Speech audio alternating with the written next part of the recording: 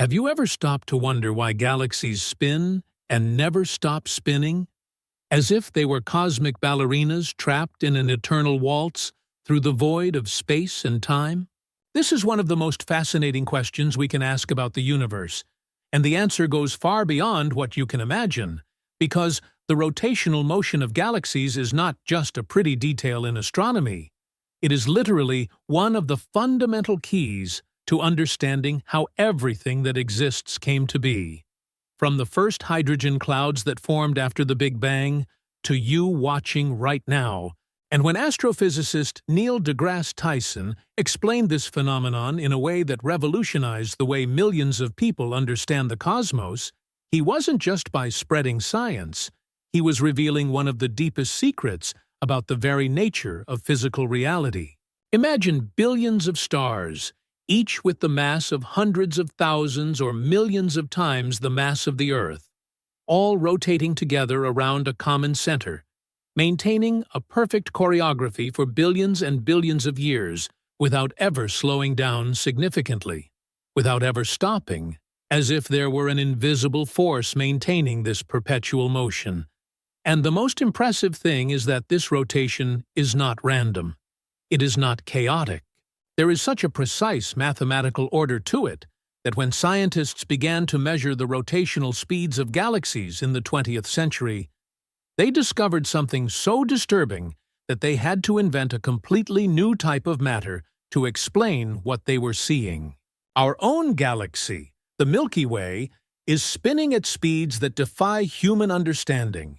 Our solar system, which is about 26,000 light-years from the galactic center, is traveling at approximately 220 kilometers per second around the core of the galaxy.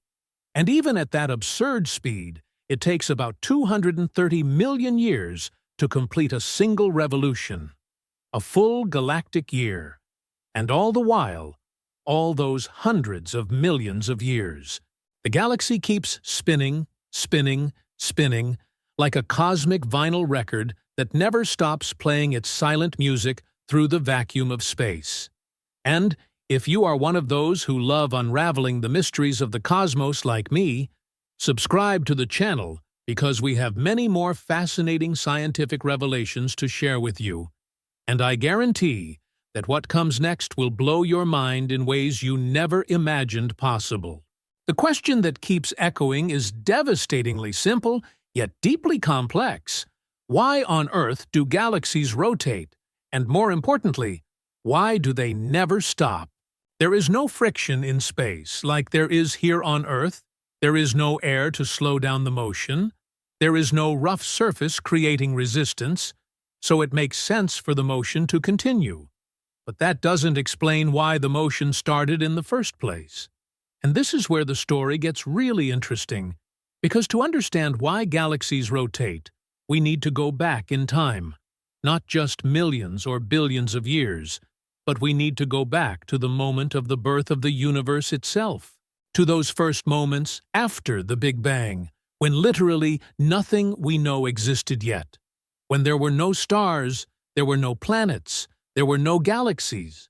There was just a hot, dense soup of fundamental particles expanding in all directions at speeds approaching the speed of light. For the first 380,000 years after the Big Bang, the universe was completely opaque. It was like being inside a dense cloud of light so intense that you couldn't see your own hand in front of your face. Radiation was everywhere, and matter was so hot that electrons couldn't bond with atomic nuclei to form stable atoms. But as the universe expanded, it also cooled. And eventually, there came a critical moment that scientists call recombination, when finally the electrons managed to bond with protons and form the first hydrogen atoms, and for the first time in cosmic history, the universe became transparent. Light could finally travel freely through space. And it is this ancient light, this radiation left over from the beginning of the universe that we detect today as the cosmic microwave background radiation, a kind of echo of the Big Bang that fills the entire sky in all directions. But here's the crucial detail that very few people realize. Even at this early stage, Even when the universe was only 380,000 years old, it was no longer perfectly uniform. There were small fluctuations in the density of matter, microscopic regions where there was a little more matter here, a little less there, differences so small that they represented only 1 part in 100,000 in the average density. But these tiny irregularities were the seeds of everything that would come to exist. Because gravity, this fundamental force that attracts all matter towards other matter, began to act on these fluctuations, amplifying them, causing regions that were a little denser to attract even more matter, becoming even denser, and this process of gravitational amplification continued for millions and millions of years, creating ever larger structures. Now here is where angular momentum comes into the story in an absolutely fundamental way. And angular momentum is simply the amount of rotation that an object has. It is a physical property as fundamental as mass or energy. And here is the truly magical part of physics. The total angular momentum of an isolated system never changes. It is conserved forever. This is one of the most fundamental laws of nature known as conservation of angular momentum. And it governs everything from the spin of an ice skater when she pulls her arms to spin faster, to the rotation of entire galaxies. When those first clouds of primordial gas began to collapse under their own gravity, did they have an initial angular momentum? And where did that initial angular momentum come from? It came from quantum fluctuations in the extremely early universe. It came from tiny random movements of particles. It came from microscopic irregularities in the way different regions of space were expanding. It may seem like these causes are trivial, almost insignificant. But remember the law of conservation. Even a tiny amount of angular momentum, when conserved as a system, collapses, turns into something monumentally powerful. Think of a cloud of gas with trillions of times the mass of the Sun spread over millions of light-years in length. This cloud has some angular momentum, perhaps an almost imperceptible rotation, so slow that it would take billions of years just to complete a single rotation. But as gravity pulls all this matter towards the center, as the cloud collapses and becomes smaller and denser, something extraordinary happens. Conservation of angular momentum requires that as the radius decreases, the speed of rotation must increase. It is exactly the same principle that makes the skater spin faster when pulls the arms. The total angular momentum remains constant, but as it is more compact, the angular velocity increases dramatically. And in the case of a collapsing cosmic cloud, this effect is amplified on absolutely surreal scales. A cloud that initially had maybe a 10 millionth of rotation per year, as it collapses by a factor of 1,000 or 10,000 or 100,000 in its radius, its rotation speed increases by that same factor squared. So you go from something that was barely spinning to something that is completing rotations in millions of years, and as the collapse continues, the speeds just increase more and more. And eventually you get to a point where the centrifugal force of the rotation partially balances the gravitational force trying to collapse everything toward the center. And when this happens, the material stops falling straight towards the center, and instead begins to orbit, forming a flat disk. And this is exactly how spiral galaxies are born, from this process of gravitational collapse with conservation of angular momentum, creating those magnificent disks of stars and gas that we see majestically spinning through the cosmos. Neil deGrasse Tyson has a particularly elegant way of explaining this. He says that galaxies are like pizza dough, that the pizza maker throws into the air and spins as he stretches the dough. It spins faster and flattens into a disk, and although this analogy is simplified, it captures the physical essence of what is happening. Rotation is not something that was added to galaxies after they formed. Rotation is an inevitable consequence of the formation process itself. It is an intrinsic part of how gravity sculpts structure of the cosmos. And this discovery impacted scientists all over the world. And I wonder, where are you watching from now? Comment your city or country. It's incredible to think that we are all connected in this same universe, trying to understand it better. And regardless of where you are, the galaxy is spinning beneath your feet right now, carrying you along on a cosmic journey that began billions of years before you were born and will continue billions of years after you're gone. But wait, because the story gets even more impressive when we start looking at the details of how galaxies actually behave. Because when astronomers in the 20th century began carefully measuring the rotation speeds of spiral galaxies, they discovered something absolutely disturbing that contradicted everything classical physics predicted. According to Newton's laws and our understanding of gravity, stars that are further away from the center of the galaxy should be orbiting much slower than stars closer to the center, in the same way that Neptune orbits the Sun much slower than Mercury. Because it is much further away, the orbital speed should decrease as you move away from the center of mass. But when astronomers like Vera Rubin and Kent Ford began measuring these speeds in the 60s and 70s using extremely precise spectrographs, they discovered that the stars at the outer edges of the galaxies were moving a lot, faster than they should, so fast that by known physics, they should be thrown out of the galaxy like children being thrown out of a carousel spinning too fast. But they weren't ejected. They remained in a stable orbit, which meant that there must be a lot more mass in the galaxy than we could see. Mass that didn't emit light, didn't reflect light, was completely invisible but was exerting gravitational force, keeping these outer stars in orbit. And this is how dark matter went from being an obscure hypothesis to becoming an absolute necessity of modern cosmology. Today we know that approximately 85% of all matter in the universe is dark matter. It is invisible to our telescopes. It does not interact with light in any way, but it exerts gravity. And it is this dark matter gravity that keeps the galaxies together and spinning the way they do. There is a gigantic halo of dark matter surrounding each galaxy, extending far beyond the visible disk of stars, and it is the mass of this halo which creates the deep gravity well within which stars orbit. Now think about the magnitude of this for a moment. We're talking about halos of invisible matter that are several times more massive than all the hundreds of billions of stars we can see. And this matter is there.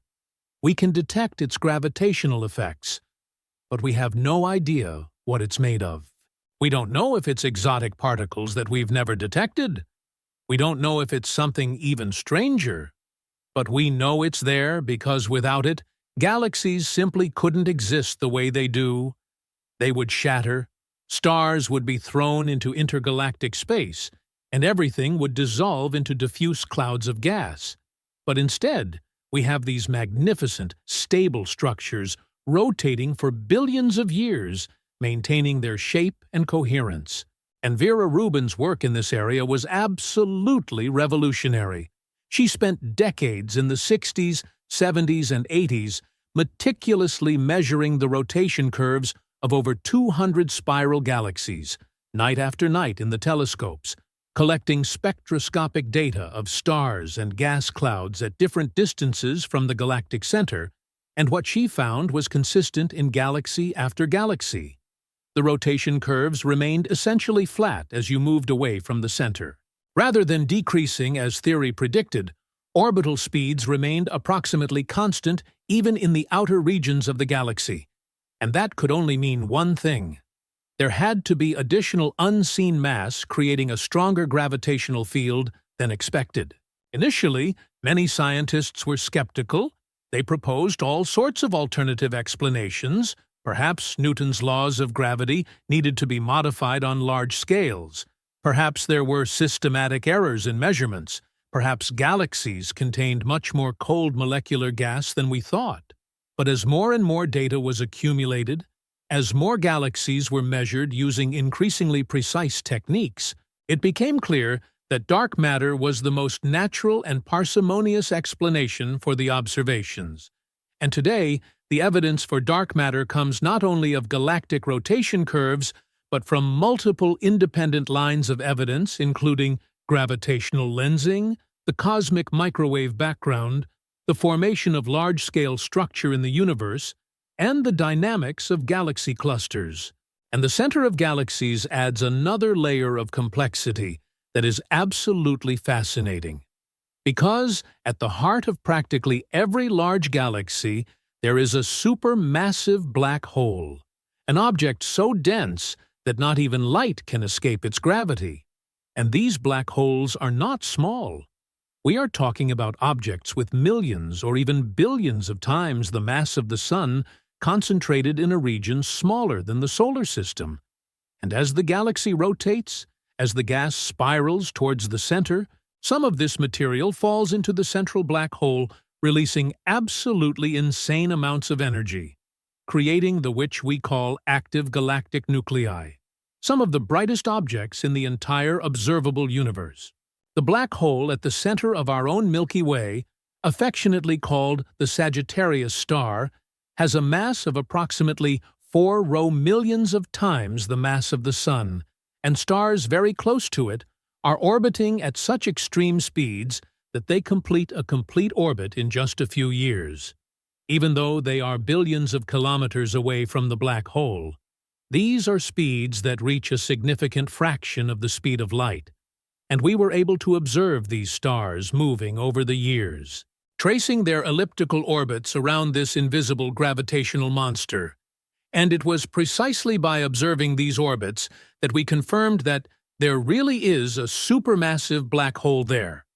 We cannot see the black hole directly because it emits no light, but we can see stars dancing around it like moths around a flame, except that flame emits no light, but curves space-time itself around it.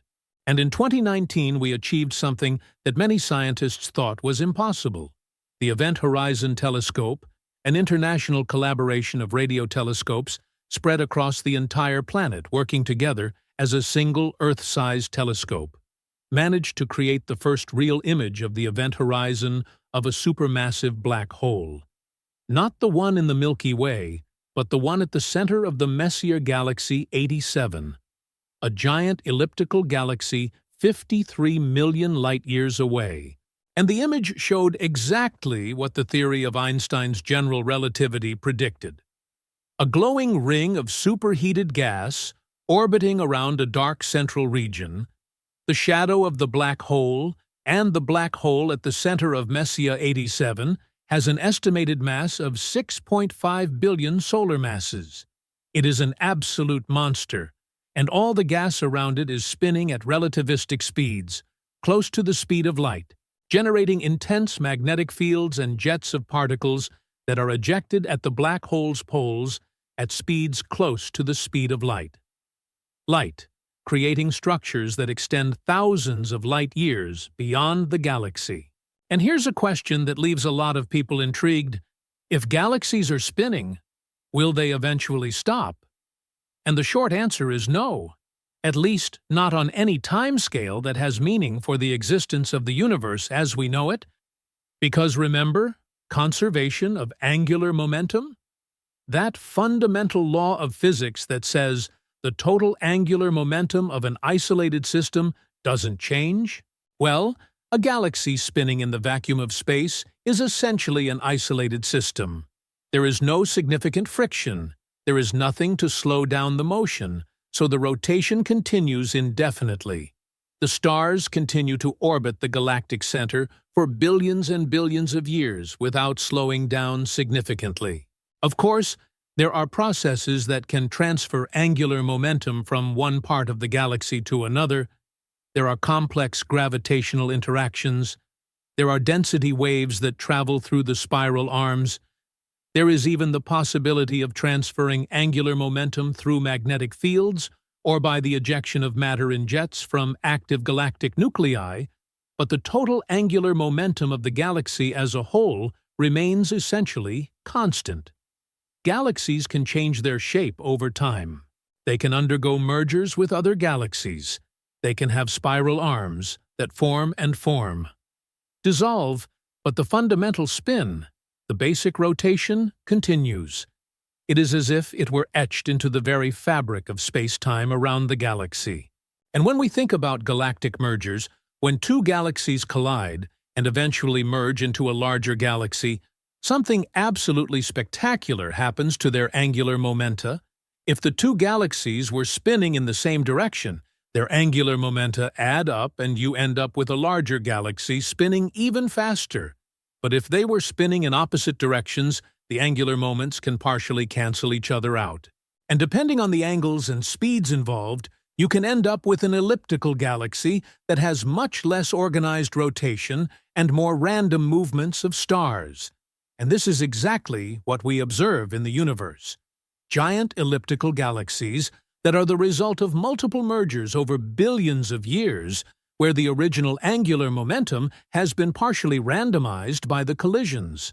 Approximately 4 billion years from now, our Milky Way will collide with the Andromeda Galaxy, our cosmic neighbor that is approaching us at approximately 110 kilometers per second.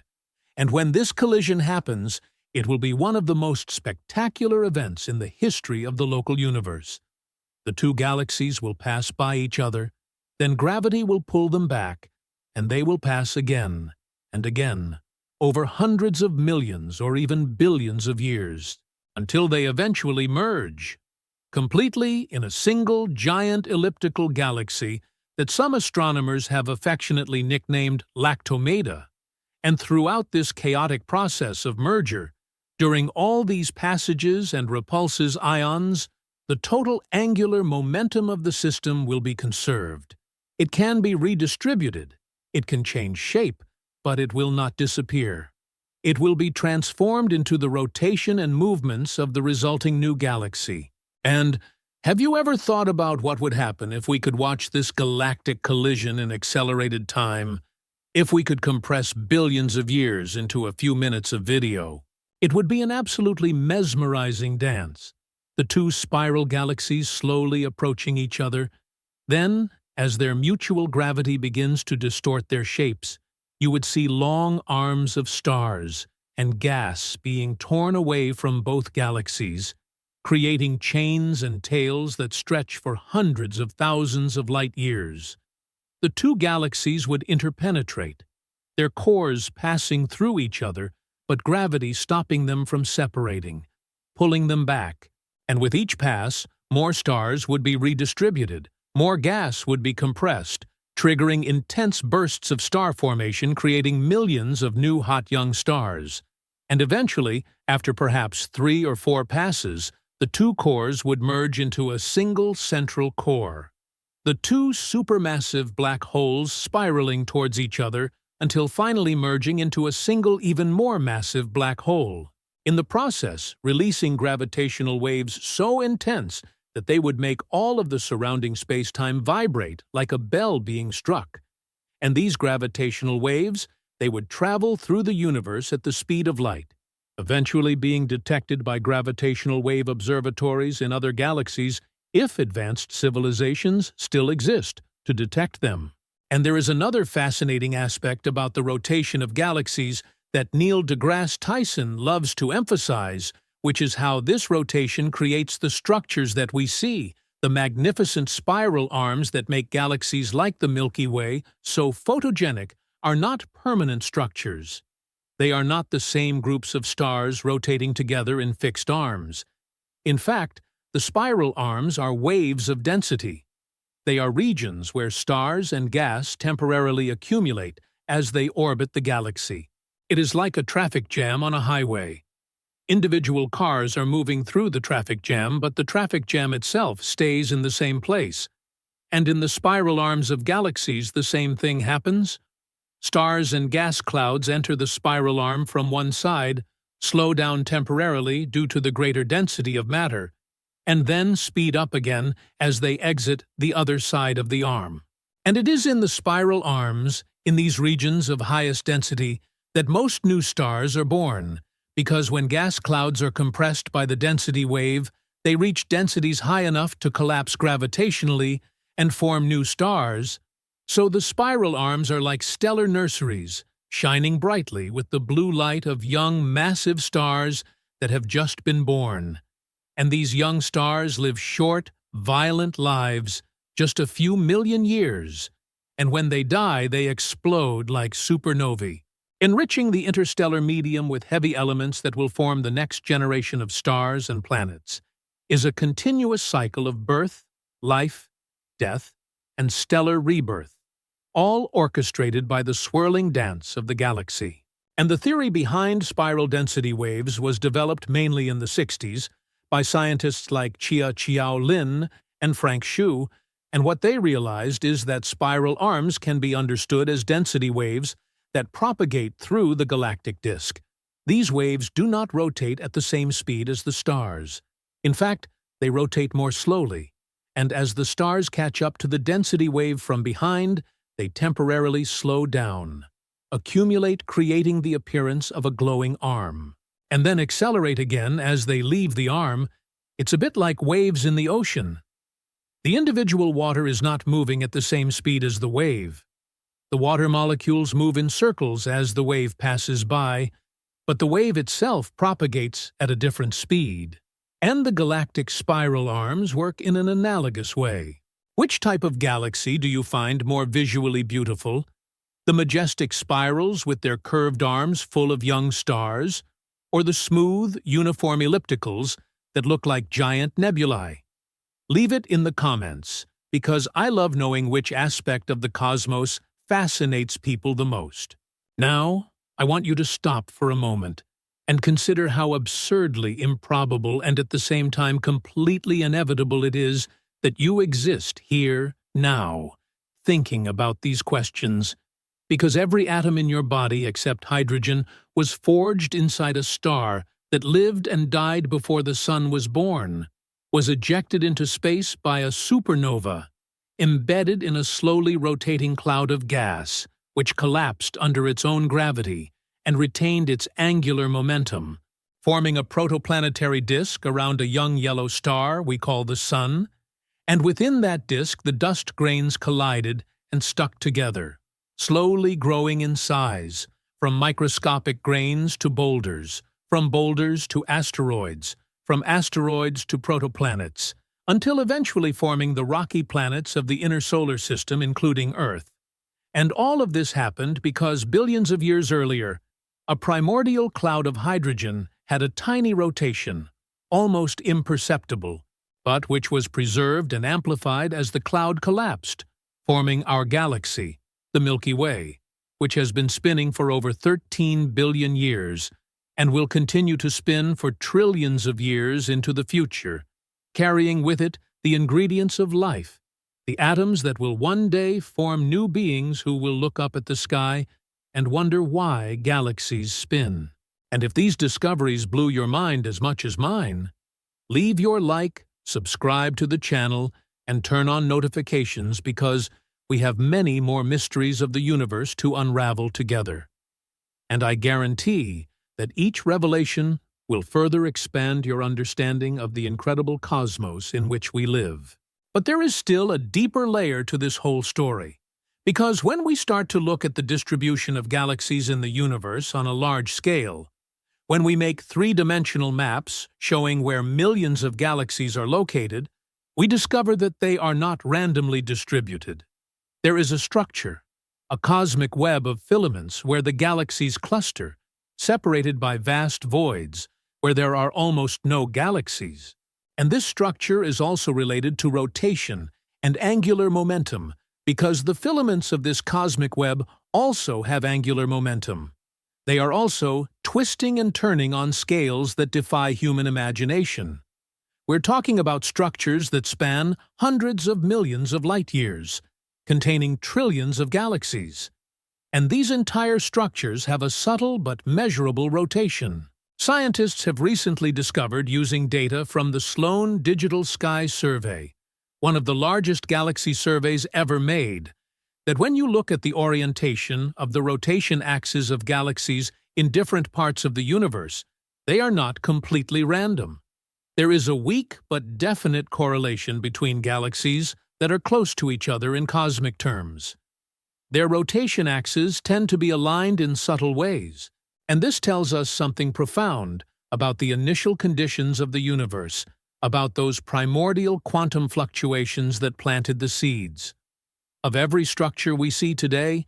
Because those fluctuations were not just density fluctuations, they were also angular momentum fluctuations, little quantum vortices that grew and amplified over billions of years as the cosmic structure formed. And there is also the issue of the rotational energy of galaxies, which is absolutely astronomical in the most literal sense of the word. When you calculate the kinetic energy associated with the rotation of a typical galaxy, you arrive at numbers that are simply incomprehensible in human terms.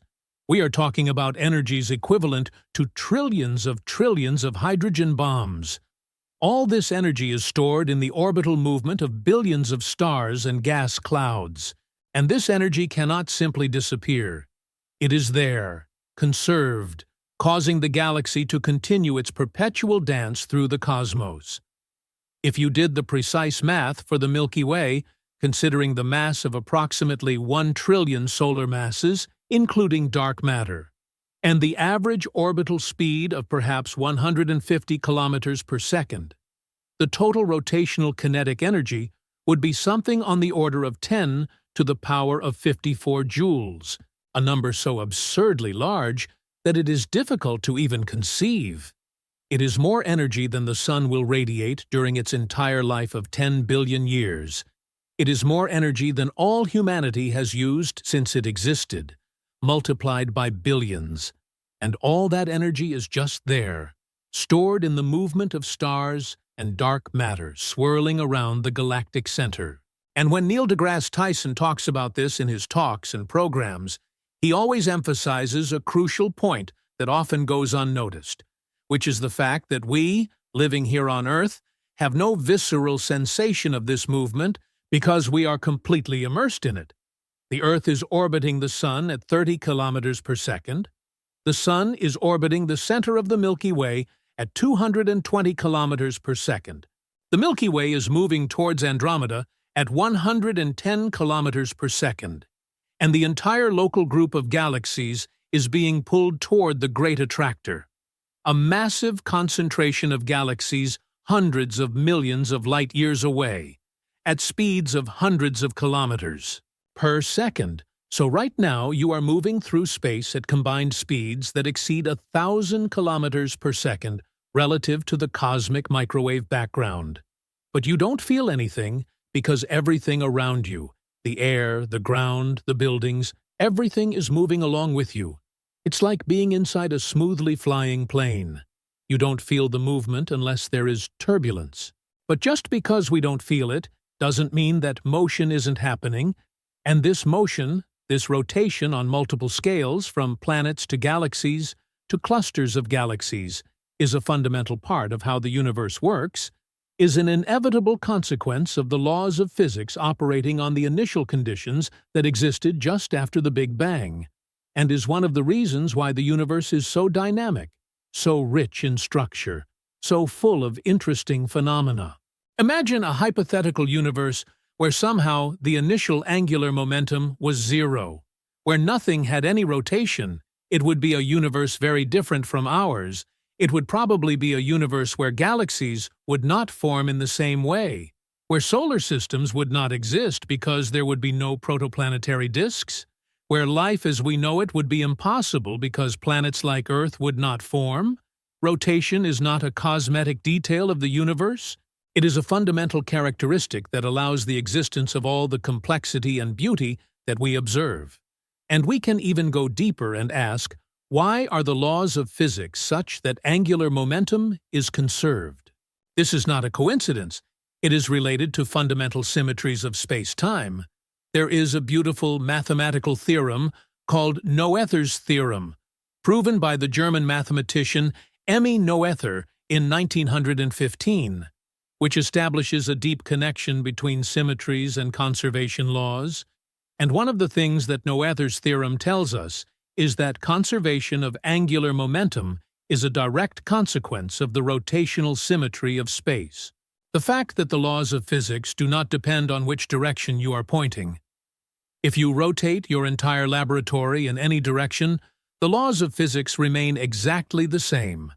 And this rotational symmetry of space mathematically implies that angular momentum must be conserved. So the reason galaxies can spin forever without stopping is rooted in the most fundamental symmetries of the structure of space-time itself. And then there is the question of how we will use our knowledge of galactic rotation to better understand the future of the universe. Because as the universe continues to expand, as galaxies move further away from each other due to the expansion of space itself, driven by mysterious dark energy, the large-scale structure of the cosmos will change, but individual galaxies will continue to rotate.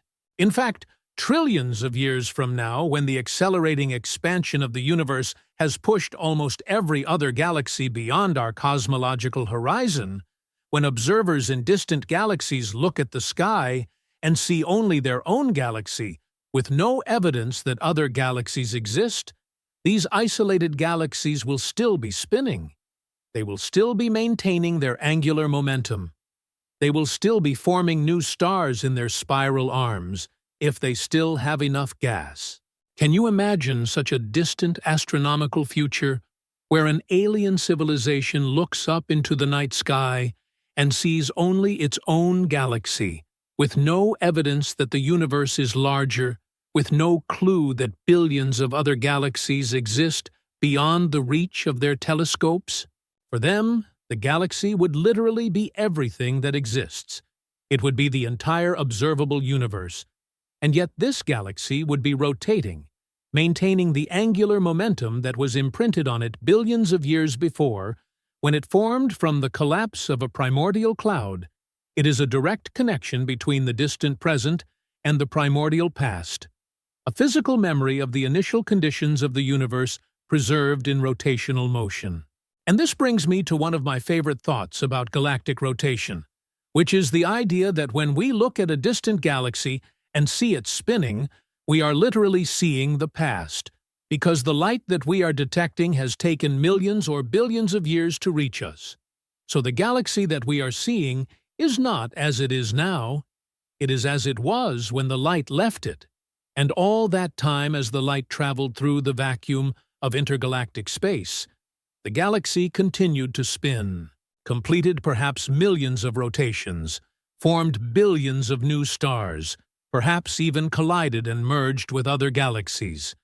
But we still see it as it was in the distant past, spinning serenely like a cosmic pinwheel frozen in time by the finite speed of light. If you could travel faster than light, hypothetically speaking, although we know that's impossible, according to the laws of physics, you could in principle reach into the light that was emitted by historical events on Earth and watch history unfold all over again. You could see dinosaurs walking the Earth 65 million years ago. You could see the first cells form in the primordial oceans 3,800,000,000 years ago. You could even see the Earth itself form from the protoplanetary disk 4,600,000,000 years ago. All because the information about these events is encoded in the photons of light that they were emitted at the time and have been traveling through space ever since. And the same goes for galaxies. The light we detect from them carries information about what they were like in the distant past. Which type of theory about galaxy formation do you find more fascinating?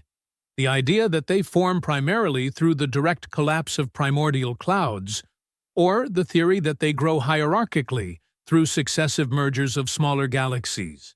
Comment your opinion, because it is through these discussions that science advances and our understanding deepens.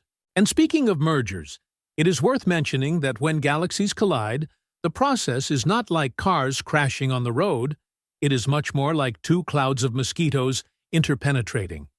Because the space between the stars is so vast compared to the size of the stars that the probability of two stars actually colliding during a galactic merger is infinitesimally small.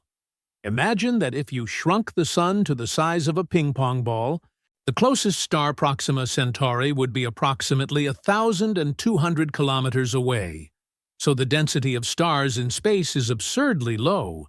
Most stars simply pass between other stars without ever coming close to a collision. but the gravitational forces between the two galaxies are enormous and create gravitational tides that distort the shapes of galaxies, rip out streams of stars and gas, create spectacular structures like tails and bridges of matter stretching for hundreds of thousands of light years. And throughout this chaotic process, angular momentum is being redistributed, exchanged between different parts of the system, but never destroyed, always preserved. There are galaxies in the universe that we call ring galaxies, where you have a central core and then a bright ring of stars forming separate from the core. And these bizarre structures are usually created when a smaller galaxy passes directly through the center of a larger galaxy perpendicular to the disk, creating a wave of density that propagates outward like ripples in a pond when you throw a stone. Except in this case, the ripples are made of billions of stars and gas clouds, and as the wave propagates, it compresses the gas, triggering intense formation. Stellar formation creating the bright ring we observe, and this entire spectacular process is mediated by the conservation of angular momentum and energy during the gravitational interaction. And this brings us back to the fundamental point that Neil deGrasse Tyson so loves to emphasize, that the laws of physics are universal. They operate in the same way here on Earth, at the center of the Sun, at the edges of the Milky Way, in galaxies billions of light years away. And even in the first moments after the Big Bang, conservation of angular momentum is not a rule that works only sometimes or only in certain places. It is an absolute law of nature that applies everywhere and at all times. And that's why we can use our knowledge of terrestrial physics to understand phenomena that happen on absurdly larger cosmic scales, because the same laws apply. When you throw a rock and it makes a parabolic arc before falling to the ground, the mathematics that describes that motion is fundamentally the same mathematics that describes the Earth's orbit around the Sun, or the orbit of a star around the galactic center. They are the same Newtonian equations, perhaps with relativistic corrections, when the speeds get too high or the gravitational fields get too intense. But the basic structure is the same. And that is one of the most beautiful and profound things about physics: its universality, its ability to connecting the infinitely small with the infinitely large, the everyday with the cosmic. And when we think about the distant future, not just hundreds or thousands of years, but millions, billions, trillions of years, the ultimate fate of the galactic rotation depends on the fate of the universe itself, whether the universe will continue to expand forever, gradually cooling until it reaches a heat death where all usable energy has been dissipated, and we reach what physicists call maximum thermal equilibrium, where nothing interesting can happen anymore because there are no more temperature gradients or energy to drive processes, or if it will eventually stop expanding and start contracting in a big crunch, or something completely different will happen that we can't even imagine yet. But in either scenario, as long as galaxies exist as coherent structures, they will continue to spin, because there is no known mechanism that can remove angular momentum from an isolated system without transferring it elsewhere. Even when the universe is a googol of years old, a number so absurdly large that it is a 1 followed by 100 zeros, much greater than the current age of the universe, which is only about 14 billion years. Even in this unimaginably distant future, if gravitationally bound structures still exist, they will be spinning, maintaining the angular momentum that was imprinted on them in the first moments of their formation. It would be like a message in a bottle sent from the distant past to the distant future, a physical memory of the initial conditions preserved through eons cosmic. Of course, on such absurdly long time scales, strange quantum processes start to become relevant. There is, for example, the phenomenon of Hawking radiation, where black holes slowly evaporate by emitting thermal radiation, and eventually, after an incomprehensibly long time measured in 10 to the 100 years or so, even supermassive black holes will completely evaporate, And when this happens, the angular momentum that was stored in the rotating black hole will be released in the form of angular momentum from the particles emitted in Hawking radiation. So even at the death of a black hole, angular momentum is conserved. It is transferred to escaping particles. It never simply disappears. And that brings me to a final thought that always leaves me amazed, which is to realize that we, humans living on a small rocky planet, orbiting an ordinary star in an ordinary spiral galaxy, have managed through science, through mathematics, through careful observations and rigorous thinking, to understand why galaxies rotate, to trace the origin of this motion back to quantum fluctuations in the first moments after the Big Bang, to connect the motion of a galaxy billions of light-years away with fundamental laws of physics that we can test. In a laboratory here on Earth, this is an absolutely monumental intellectual achievement. It is a demonstration of the power of human reason, of our ability to understand the universe not through myths or superstitions, but through systematic observation and logical reasoning. When Neil deGrasse Tyson shares these ideas with his audience, when he explains with infectious enthusiasm why galaxies spin and never stop, he is not just conveying scientific facts, he is celebrating this human capacity to understand the cosmos. He is inspiring a new generation of people to look at the night sky, not with fear or confusion, but with curiosity and wonder, knowing that behind every point of light there is a story, a physics, a reason that we can in principle understand.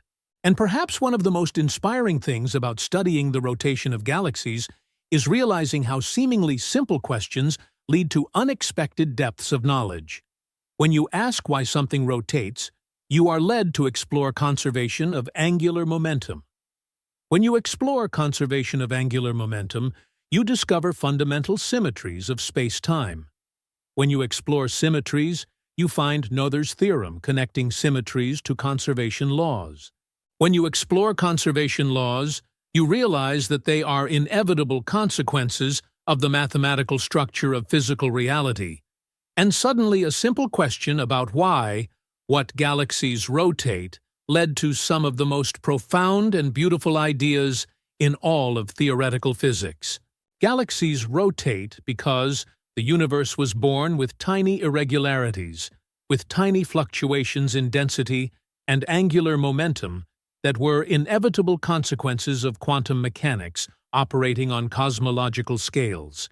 And these irregularities grew under the influence of gravity, collapsed into clouds that retained their angular momentum, accelerated their rotation as they collapsed due to conservation, formed disks that eventually fragmented into stars.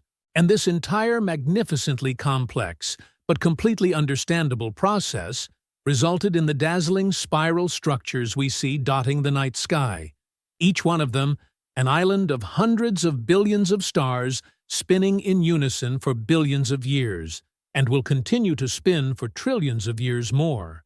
Silent witnesses to the cosmic dance that began with the Big Bang and will continue until the end of time, if there is an end.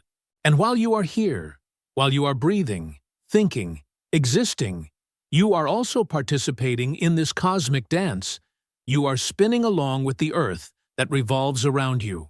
Its axis, once every 24 hours, orbiting the Sun at 20 miles a second, it orbits the center of the Milky Way. At 220 miles a second, it moves through intergalactic space toward Andromeda and other cosmic destinations, all in perpetual motion, all conserving angular momentum, all following the fundamental laws of physics that govern everything from quarks to quasars. And there is something deeply satisfying about knowing that we can understand it all, that we can look at the sky and not just see beauty, but understand the physical mechanisms that created that beauty, that maintain that beauty, that guarantee that that beauty will persist long after our civilization has turned to cosmic dust. And if you share this video with someone who loves learning about the universe, you will be helping to spread that knowledge, that wonder, that appreciation for the magnificence of the cosmos and our ability to understand it. Because, at the end of the day, science is not just about facts and equations. It is about satisfying that deeply human curiosity to know why things are the way they are, to understand our place in the universe, to connect our ephemeral existence to cosmic processes that unfold on scales of time and space that defy the imagination, but yet we can understand through the power of rational thought and careful observation. The galaxies will keep turning, the stars will keep being born and dying, the universe will keep evolving according to the immutable laws of physics, and we, for a brief cosmic moment, have the extraordinary privilege of being here, conscious, able to behold these wonders and understand at least a part of how it all works. And this capacity for understanding is perhaps one of the most precious things we possess as a species. So keep asking, keep exploring, keep marveling at the incredible universe in which we are lucky enough to exist.